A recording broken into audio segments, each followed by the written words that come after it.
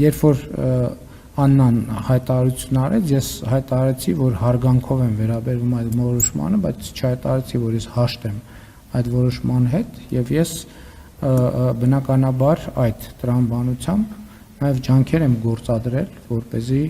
ձեր ասած իրադարձությունը տեղի ունենա։ Այս հայտարարությամբ կառավարության ղեկավարը արձագանքեց իր ընտանիքի շուրջ շրջանառվող հարցերին, անդրադառնալով Աննա Հակոբյանի հետ հարաբերություններին, հատուկ ընդգծելով, որ իրականում կյանքը շատ ավելի բարդ է, քան թատրոնը։ Անձնական կյանքի մասին հարցերը չշարունակվեցին եւ հերթը հասավ քաղաքական հարցերին։ Փաշինյանը չի պատրաստվում Ստեփանագերտի մայր եկեղեցու ոչնչացումը միջազգային հարց սարքել։ Պնդեց, նման թեմաների նկատմամբ պետք է լինել շրջահայաց, որովհետեւ նման թեմաները երկսայր սուր են։ Ինչպես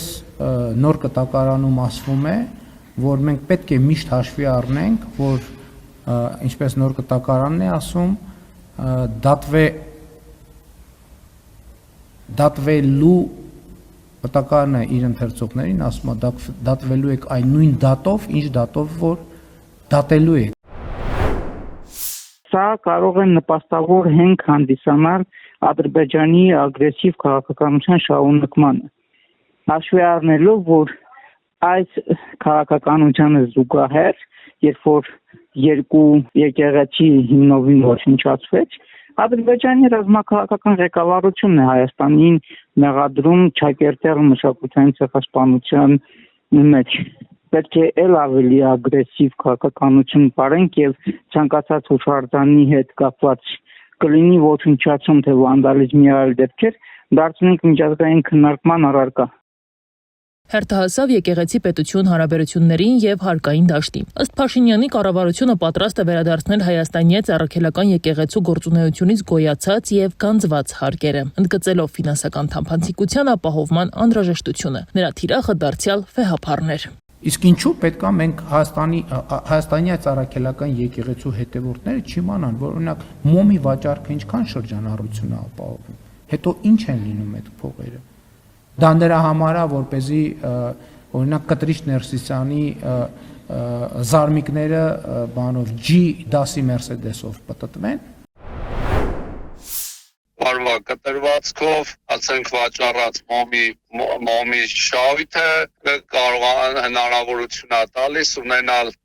մեկ մոմավաճառ, մեկ հավաքարար, մեկ երգչուհի, կոմունալ ծախսեր եւ երկու ուսուցչուհի կրթանում։ Եվ քարտային համակարգով տրամադրվում լրիվ թափանցիկ, լրիվ պարզ։ Ճեպազրույցի ընթացքում Փաշինյանն անդրադարձավ նաև ներքաղաքական զարգացումներին եւ առաջիկա ընտրություններին։ Նրա խոսքով նախկին իշխանությունները փորձում են վերադառնալ քաղաքական դաշտ նոր ձևաչափերով, սակայն նույն դերակատարներով։ Ավելին քաղաքական հակառակորդներին, ՀԱԿ-ին եւ Դաշնակցությանը դրեց մեկ ընդհանուր ափսեի մեջ։ Հեղափոխությունից առաջ թվում էր, թե քաղաքական դաշտում կան ազատականներ, չգիտեմ, այլ հայացքներ։ Ուրեմն հիմա ինչ պարզվեց։ Պարզվեց, որ ասենք օրինակ Լևոն Տեր-Պետրոսյանը զտարյուն դաշնակցական է, զտարյուն։ Այդ մնացածը բան է, թատրոն էր, խաղ էր։ Ընդ որում ըստ Փաշինյանի Տեր-Պետրոսյանը ամենաանհաջողակ եւ ամենաանհաջող դաշնակցականն էր։